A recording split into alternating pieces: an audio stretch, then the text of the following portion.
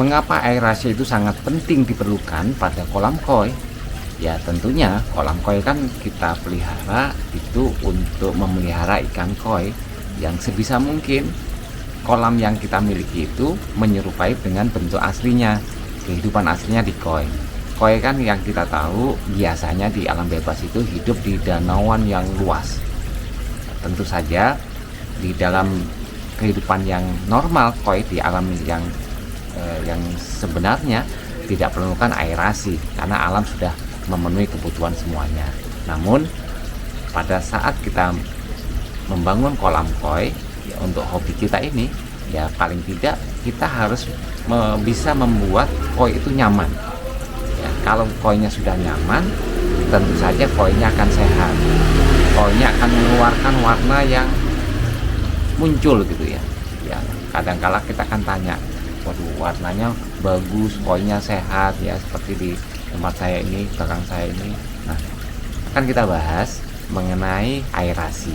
Ya, kita akan bahas apa sih aerasi itu. Kemudian kita akan bahas juga cara menggunakan aerator dalam kolam koi. Kemudian memilih mesin aerator koi yang efisien tentu saja. Kemudian kita akan lihat juga dimensi kolamnya. Misalnya kalau kolamnya sedalam itu sebaiknya bagaimana, kalau kolamnya agak cetek itu sebaiknya bagaimana. Kemudian akan kita bahas juga di dalam ruang filter ya. Tentu saja dalam ruang filter yang chamber-chamber itu perlu nggak aerasi. Kemudian yang terakhir nanti kita bahas selain aerasi, aerator ya, ada nggak jenis aerasi atau aerator lainnya yang kita harus juga tahu jenis aerasi lainnya. Ayo kita kupas satu persatu. Aerasi adalah suatu proses penambahan udara atau oksigen di dalam air dengan membawa air dan udara ke dalam kotak yang dekat dengan cara menyemprotkan air ke udara atau ke air ke dalam udara, atau dengan memberikan gelembung halus udara dan membiarkannya naik melalui udara di dalam air.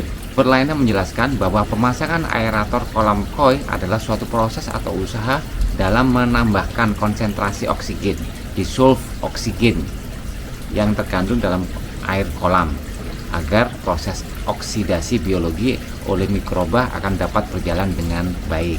Dalam melakukan proses aerasi ini perlu menggunakan alat yang dinamakan dengan aerator. Prinsip kerja alat ini adalah menambahkan oksigen larut di dalam air tersebut.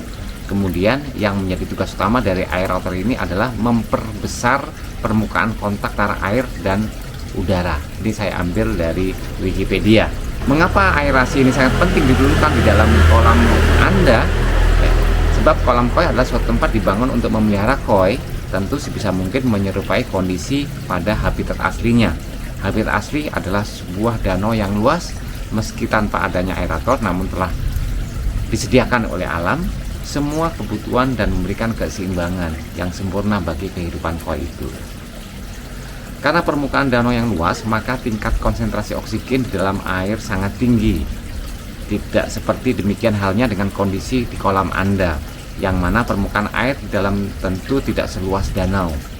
Oleh sebab itu, perlu ditambahkan aerator yang berfungsi meningkatkan kadar oksigen terlarut di dalam air kolam Anda. Nah, ini pentingnya aerator. Sekarang kita akan lihat aerator di kolam saya, ya. Ayo. Kita lihat sekarang aerator yang ada di kolam saya. Ini ada satu, ya. Jadi nanti akan saya jelaskan aerator jenis-jenisnya. Tapi yang kita hitung sekarang ini adalah aerator di bawah sini. Ini kedalaman kolam saya kurang lebih 90 cm ke bawah sana ya. Ini satu yang ada di sini. Kemudian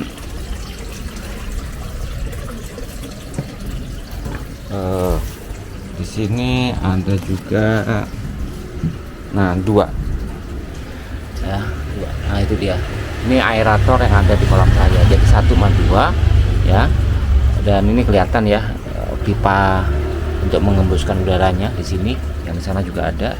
Nah, di mana sumbernya aerator itu saya pasang di sini.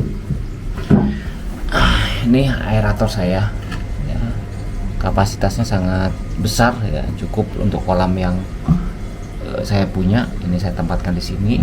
Di sini ada yang aerator yang ke kolam chamber sini ya, ke chamber sini saya tempatkan juga aerator, ada aeratornya dalam sini ya.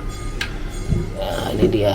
Kemudian masing-masing chamber ada aerator, saya pasang aerator di sini juga ada ya, di sini saya pasang di kolam saya. Nah, sekarang kita bahas lagi jenis-jenis aerator dan bagaimana perlakuannya. Cara menggunakan aerator dalam koi. Semua penghobi koi tentu tak asing dengan proses aerasi atau yang biasa ditandai dengan adanya gelembung udara yang dihasilkan oleh sebuah pompa udara, blower atau air pump atau kompresor. Namun tak semuanya mengetahui cara menggunakan aerator dengan benar. Seringkali para pemelihara koi asal saja membeli aerator dan memasangnya di sembarang tempat. Padahal sesungguhnya akan lebih baik bila dipasang pada titik-titik tertentu sehingga hasilnya lebih optimal, seperti yang punya saya yang saya tunjukkan tadi ya. Menempatkan aerator ke kolam dengan benar. Nah, bagaimana? Ini ada beberapa hal yang perlu dipertimbangkan sebelum memasang aerator adalah sebagai berikut. Pertama, ya, dimensi kolam. Dimensi kolam sangat penting untuk dipertimbangkan. Bila Anda memiliki kolam yang tidak cukup luas namun dalam, misalnya saja panjang 3 meter, lebar 2 meter, dengan kedalaman 1,5 meter atau lebih, maka bentuk kolam seperti ini mutlak diperlukan tambahan aerator. Lain halnya bila kedalaman kolam Anda kurang dari 40 cm. Mengapa demikian? Sebab dengan semakin dalam kolam Anda, maka kandungan oksigen yang larut dalam air tentu diperlukan lebih banyak lagi, bukan? Kadar oksigen yang larut dalam air paling besar adalah yang berada dekat dengan permukaan air. Sebab ke dalam, maka kadar oksigen juga akan semakin berkurang. Oleh sebab itu, bila kolam Anda termasuk kolam yang dalam dan Anda tidak menyediakan aerator yang cukup, maka yang terjadi adalah koi-koi Anda hanya berenang di permukaan air saja dan hanya sesekali saja berenang di bawah karena kandungan oksigen di bawah yang rendah, sehingga membuat koi tidak nyaman. Ya, seperti pernah mungkin ya kita lihat ada koi itu mainnya di permukaan aja, nggak pernah masuk ke dalam. Ya, punya saya ini kenapa nggak ke dalam? Ya, mereka kalau lihat saya pasti dia pengennya itu ngasih makan, dia lapar ya. Tapi kalau sudah habis makan gitu ya, nanti kita buktikan habis makan pasti dia tenang, pasti ke dalam nyelamnya gitu ya. Nah, coba kita praktekkan sekarang ya, punya saya. Kolam saya ini kan dalamnya kurang lebih 90 cm, jadi saya pasang 2 aerator tadi ya. Sekarang kan kita buktikan. Kalau lihat sekarang saat ini kita lihat kan dia pada di atas terus ya, di atas terus ya. Sekali lagi, ini kenapa mereka di atas terus ya, karena lapar ya, minta makan maksudnya. Saya yakin mereka semua kenyang, cuman ya biasa namanya ikan kan nggak pernah laparnya, nggak kenyangnya gitu ya. Nah, ini saya kasih makan. Makan.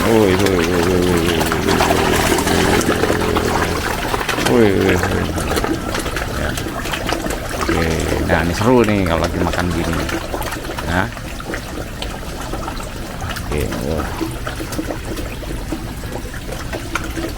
Nah, ini koi saya ya, aerator tadi 2. Nah, sekarang ya, tadi teori tadi kalau semakin dalam kolam kita, maka kalau menandakan koi itu cukup oksigen, kolam koi itu cukup oksigennya, maka ikannya suka berenang di bawah. Nah, kita lihat sekarang ya, itu pada berenang di bawah tuh mereka. Karena apa? Ya udah kenyang gitu ya, pada renang di bawah. Ya, nggak kelihatan tuh muncul ke atas ya, nanti udah lari ke sana dia ya. Ini menandakan kolam koi saya ini oksigennya cukup bagus, cukup baik gitu ya. Di bawah itu jadi mereka ke dasar kolam itu sudah cukup oksigennya tuh, mereka langsung ke dasar ngambil makan lumut-lumut yang di bawah sana. Pemasangan titik aerator di dalam kolam juga menimbulkan gerakan air memutar, sehingga air yang di dasar akan terangkat ke atas dan sebaliknya.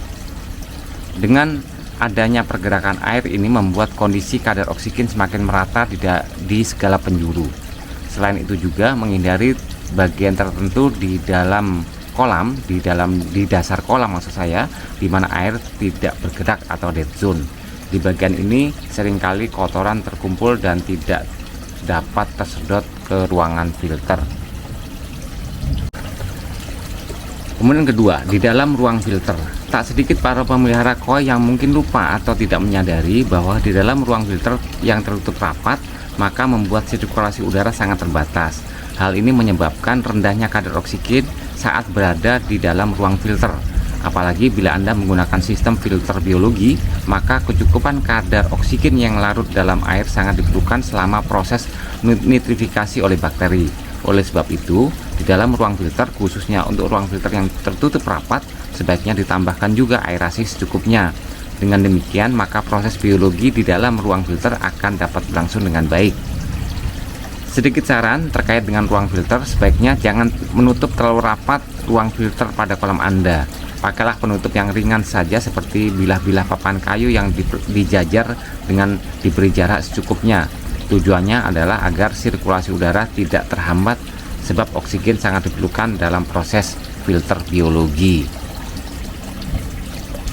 Nah, ini adalah filter atau chamber yang ada di kolam saya.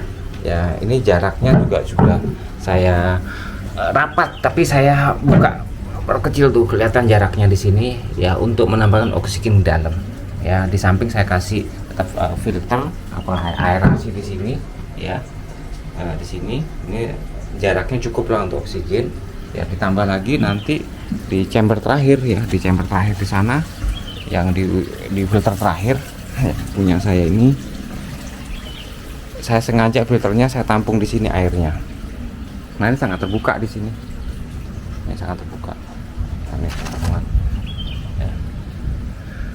Ini sangat terbuka, baru airnya lari ke melalui akar-akar pandan ya, akar-akar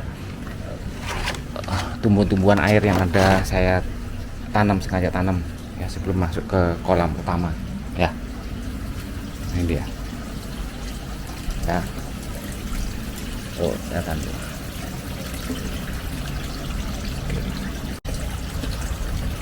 Lalu bagaimana dengan jenis aerasi lainnya?